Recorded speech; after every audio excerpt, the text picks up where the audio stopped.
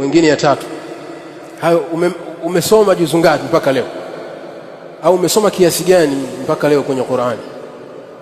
Ukijikuta Muislamu hata juzu moja hujasoma, hasara hii. Billahi alayk, hii ni hasara kubwa. Huu ni mwezi wa kusoma Qur'ani. Waislamu tujitahidi sana. Hizi ndio kheri ambazo sisi tunaweza kuzifanya, basi tuziendee. Ama wenye pesa, nasaha yangu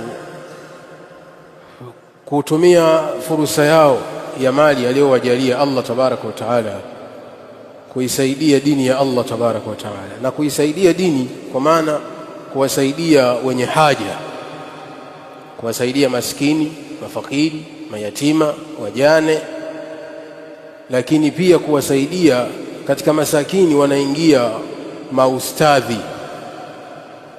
Hili ndio ambalo limenifanya nitoe nasaha hii, maustadhi. Na hakuna maustadhi walionituma. Anasema maustadhi wamemtuma sheni. Hakuna ustadhi yoyote aliyenituma. Mimi mwenyewe baada ya kuangalia hali za maustadhi wa madaris, walimu wetu hawa ambao wanaosimamia madarasa zetu, wanafundisha watoto wetu tahfidhi ya Qur'ani, wanasimamia taalimu. Vijana wetu hao maisha yao si mazuri. Hili liko wazi, haihitaji nahwu wala sarfu. Sawa? Sasa hebu nyinyi wenye pesa jaribuni kutumia pesa zenu kuwawezesha hawa maustadhi wa madarisi, maustadhi na maimamu kadhalika. Na maimamu pia wanaingia sehemu hiyo, lakini sio wote. Baadhi ya maimamu ambao ni wengi lakini wanaingia katika sehemu hiyo ni masakini, nao wanahitaji kusaidiwa na kuangaliwa.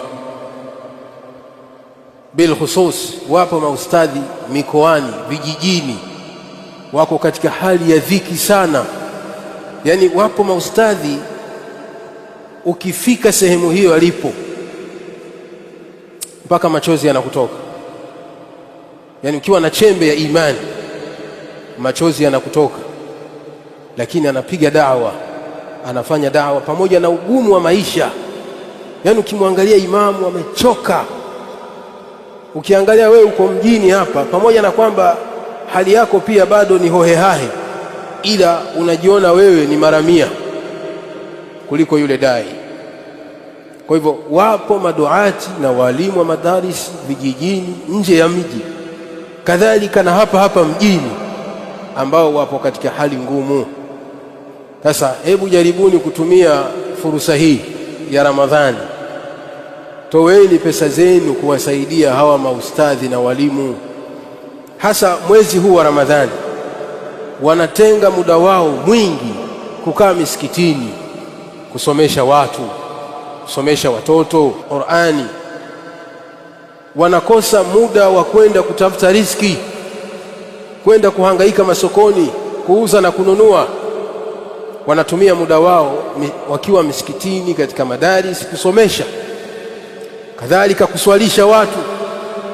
Sasa hebu jitahidini kuangalia hawa maimamu na maustadhi wa madaris ili wapate utulivu wa nafsi.